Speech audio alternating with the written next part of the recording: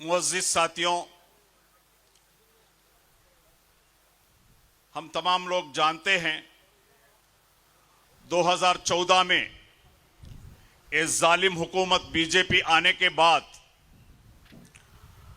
लगातार यहाँ के माइनॉरिटीज के ऊपर, यहाँ के दलितों के ऊपर लगातार जुल्म नाइंसाफी हो लेकर है। क्योंकि ये लोग जो बीजेपी है, ये बीजेपी को एक परमानेंट एजेंडा बोलकर नहीं है, यानी कि एक डेवलपमेंट का एजेंडा, एक विकास का एजेंडा कुछ नहीं है। इनका एक ही एजेंडा है, नफरत का सियासत। मुसलमानों को, क्रिश्चियनों को, दलितों को नफरत करो, नफरत का एजेंडा लेके आओ और उसमें से वो लोग पावर हासिल करो। यही एजेंडा गुजरात का कारनामे लेकर अब तक यही एजेंडा लेकर ये लोग सामने आए। एक के पीछे एक एजेंडा ये लोग लेंगे। अभी ये लोग हमारे वक्फ पे नजर डाला है। ये लोग को मालूम नहीं है वक्फ क्या होता है। जैसा कि इधर बताया गया, वक्फ अल्लाह के नाम में दिया हुआ जमीन है। ये किसी सरकार का जमीन नहीं है। वंस वक्फ इज ऑलवेज वक्फ। वो में एक बार वक्फ हो गया तो वो परमानेंट वक्फ है, उसको चेंज नहीं कर सकते। ये सुप्रीम कोर्ट का जजमेंट है। मगर अफसोस इस बात की है, इंडिया में ये बीजेपी का हुकूमत वक्फ अमेंडमेंट बिल लाने का एक ऐलान करा, कोशिश किया। आपको मालूम होना चाहिए, ये जो लोग, जो वक्फ जो है, ये मुसलमानों का रिलेटेड इश्यू है। 20 करोड़ आबादी रहने वाले इंडिया में मुसलमान, ना एक मेंबर ऑफ पार्लियामेंट पूछा, ना कोई एमएलसी पूछा, ना कोई तंजीमें, मुस्लिम पर्सनल लॉ बोर्ड हो, जितने भी ऑर्गेनाइजेशन है मुसलमानों का रहबर करने वाले, कोई ऑर्गेनाइजेशन नहीं पूछा। ना जमीयतुल उलमा पूछा, ना जमीयत अहले हदीस पूछा, ना जमीयत अहले सुन्नत पूछा। कोई ऑर्गेनाइजेशन इनको मुतालबा नहीं किया ये वक्फ के अमेंडमेंट बिल लाओ। यानी कि 20 करोड़ आबादी रहने वाले मुस्लिम कम्युनिटी का कोई क़यादत, कोई लोग ये हुकूमत से नहीं पूछे ये वक्फ को अमेंडमेंट लाओ। देखिए हालात, देखिए एक आदमी भी नहीं पूछा, उसके बावजूद भी ये वक्फ बिल लाने का साजिश क्या है? ये साजिश ये है मुसलमानों का वक्फ का जमीनों को लूटना, मस्जिदों के ऊपर बुलडोजर चलाना, मदरसे के ऊपर बुलडोजर चलाना, खानकाहों के ऊपर बुलडोजर चलाना, दरगाह के ऊपर बुलडोजर चलाना, ये मकसद है इनका, बुरी नजर है इनका।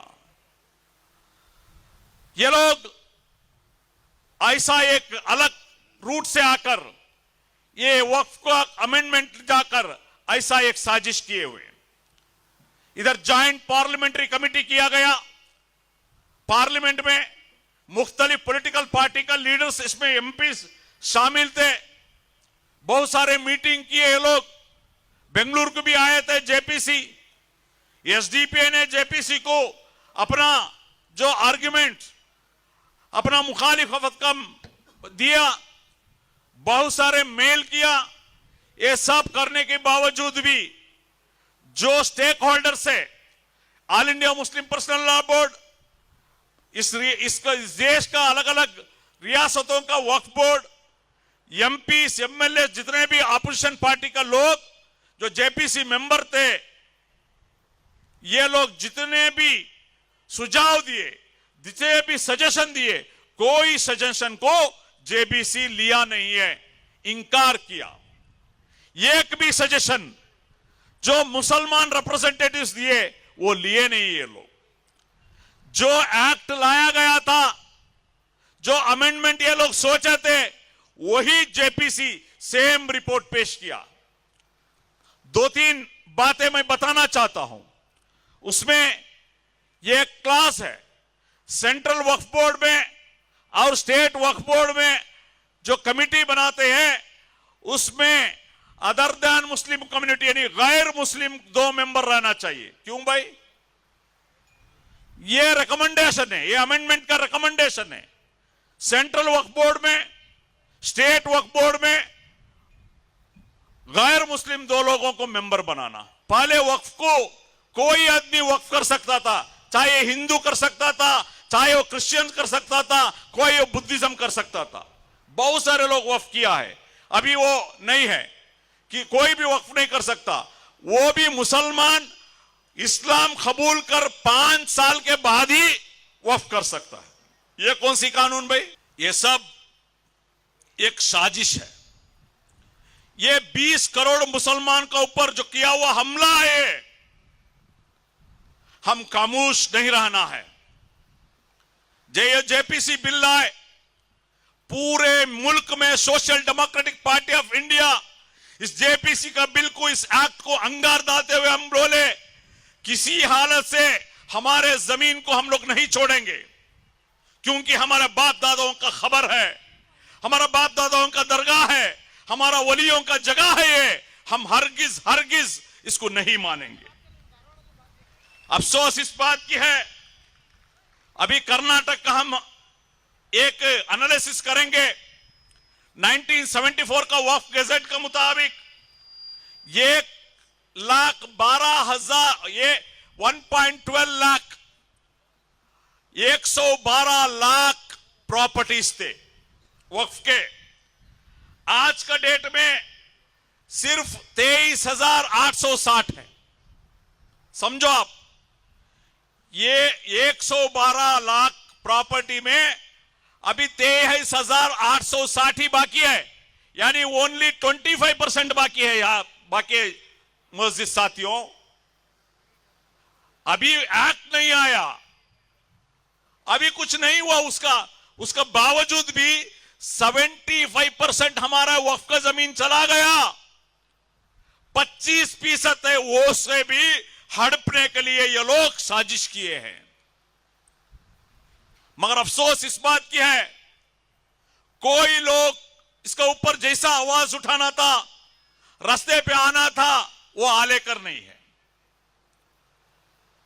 जो इत्तेजाज करना था वो कर लेकर नहीं है। कई लोग बोलते हैं, मैंने सुना, मुझे भी लोग सजेशन किए, भाई ऐसा करने का क्या जरूरत है, हम कोर्ट को जाएंगे। क्या कोर्ट को आपको भरोसा है जो आपको जजमेंट मिलेगा, जस्टिस मिलेगा? अगर कोर्ट जस्टिस देता तो बाबरी मस्जिद शहीद नहीं हुआ था, बाबरी मस्जिद हमारे साथ रहता। अगर कोर्ट जस्टिस देता, हमारे मां बहनों का हिजाब छीना गया, कहां तक कोर्ट क्या जजमेंट दिया?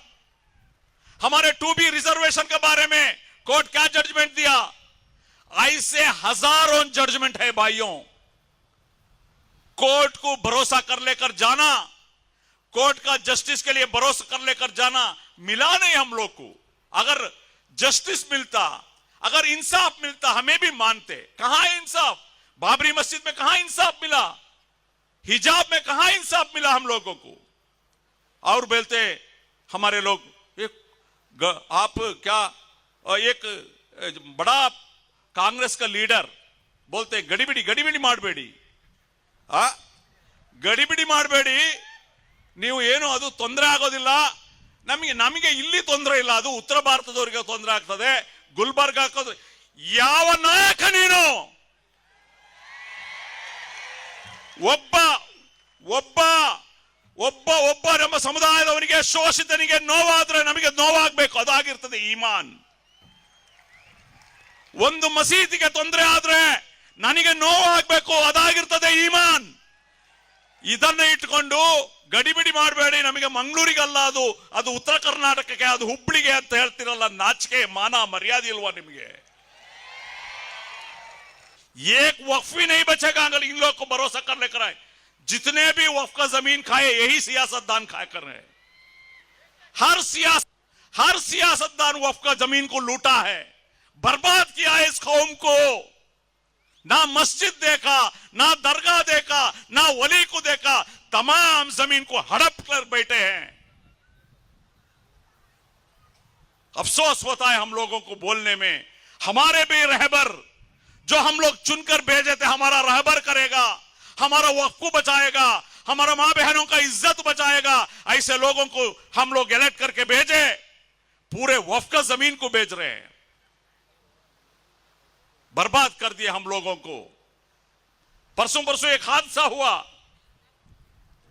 कोप्पल डिस्ट्रिक्ट का कनकगिरी में, एक खबरस्तान है, वो खबरस्तान वक्फ का गैजेट नोटिफिकेशन है, पानी है, कोर्ट में दो बार हमारा फेवर में जजमेंट हुआ है, उसका बावजूद भी उधर दफना कराने के लिए मना है। जो संघ परिवार का लोग रोक रहे हैं, इसको सही करने के लिए कोई डीसी, कोई एसपी, कोई कानून, कोई एमएलए, कोई एमपी नहीं है। ये हालात है हमारा।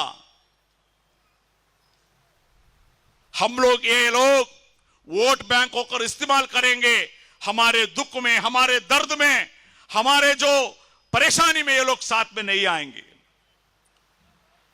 और भाइयों बुजुर्गों, मैं आपको कहना चाहता हूं, देखिए कोर्ट को भरोसा कर लेकर, ये सियासतदानों को भरोसा कर लेकर हम घर बैठेंगे, सब कुछ हम खोलेंगे, कोई प्रॉपर्टी नहीं बचेगा। ऐसा खराब और ऐसा साजिश का कानून है ये। आप कानून को पढ़ के देखें तो मालूम होता है आपको। किसी हालत में हम लोग, हमारी एक एक इंच को, जमीन को भी हम लोग बचाना है। एक इंकलाबी तहरीक हम उठाना है। कैसा हम एनआरसी सीएए में मुल्क भर में काम करे, मुल्क भर में एहतजाज करे, मुल्क भर में रास्ते में आए, वैसा ही आना है। कोई कोर्ट, कोई एमएलए, कोई मिनिस्टर, कोई महकलाल हम लोग को बचाने नहीं आएगा, याद रख लो। कोई सेकुलर पॉलिटिकल पार्टी नहीं आएगा। हमारी वक्फ का जमीन हम बचाना है, हम बचाना है, हम रास्ते पे उतरना है, हम बात करना है। हमारे बुजुर्ग, हमारे भाई, हमारे नौजवान, हमारे मां बहन, हमारा स्टूडेंट, हमारे बच्चे रास्ते में आके बहुत बड़ा एक इंकलाब करना है। क्योंकि ये हमारा ನಾನು ಹೇಳ್ತಾ ಇದ್ದೆ, ಇದು ನಮ್ಮ ಸ್ವಾಭಿಮಾನದ ಪ್ರಶ್ನೆ, ನಮ್ಮ ಆಸ್ಪೀಯತೆಯ ಪ್ರಶ್ನೆ ಇದು। ಹಾಗಾಗಿ भाइयों, बुजुर्गों, दोस्तों, बहुत सारे हमारे लीडर्स बात करने का है, बस इतना ही आप लोगों का सामने मैं एक अपील करना चाहता हूं। देखो, हमारे 70 साल तो बर्बाद हो गया, हमारे नापरवाही से, हमारे लेजीनेस से, नापरवाही से हो गया। मगर हमारे आने वाले नस्ल एक बावखार जिंदगी जीना चाहिए, एक बाइज्जत जिंदगी जीना चाहिए। आने वाले नस्ल के लिए, आने वाले हमारे नस्ल के लिए, आने वाले हमारा जनरेशन के लिए हम लोग कुर्बान हो जाएंगे इंशाअल्लाह। हम लोग कुर्बान हो जाएंगे। एक जनरेशन कुर्बान हो गया, हमारे आने वाले नस्ल इस देश में, इस धरती में इज्जत के साथ, बावखर के साथ जिंदगी करेगा। वो करने के लिए Social Democratic Party of India अहद कर हम निकले हैं।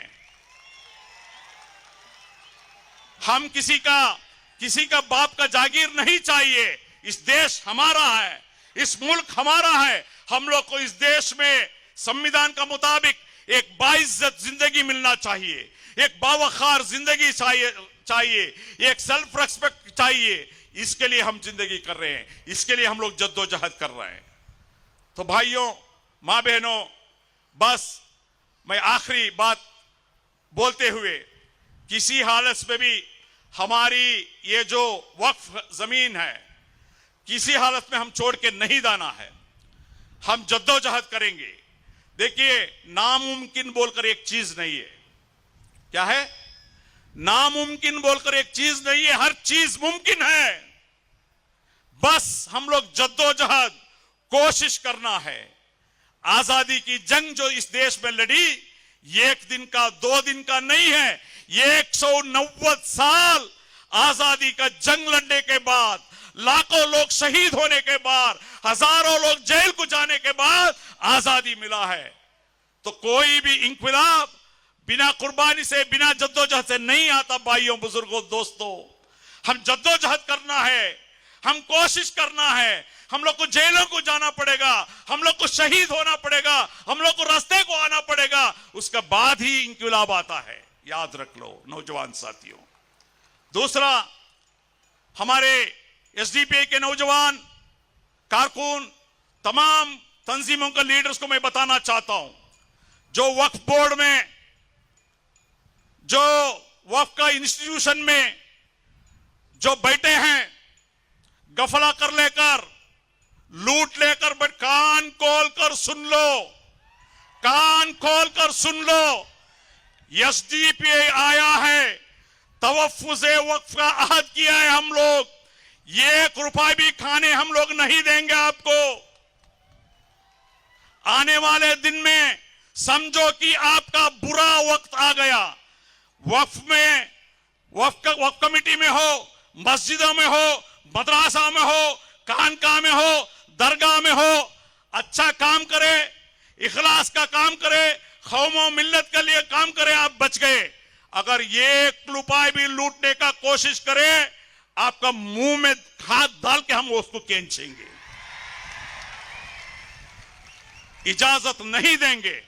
अच्छे से समझ गए, अच्छे से समझ गए, समझ लो, अल्लाह की मस्जिद की वलियों की 1 रुपया भी खाने का कोशिश करे, आने वाले दिन में हम लोग को छोड़ेंगे ना, हम छोड़ेंगे नहीं आपको। कान खोल कर सुन लो, इज्जत के साथ, इज्जत के साथ, इखलास के साथ, अल्लाह के डरों से, वलियों का डरों से काम करे, हम लोग आपको जान भी देंगे, माल भी देंगे, आपका साथ देंगे। अगर गलत करे, हम गलत करें तो हम लोग छोड़ेंगे भी नहीं। इतना ही बात कर मेरा जगा लेता हूं। शुक्रिया, जज़ाकल्लाह। जय हिंद, जय एसडीपीआई, जय कर्नाटक।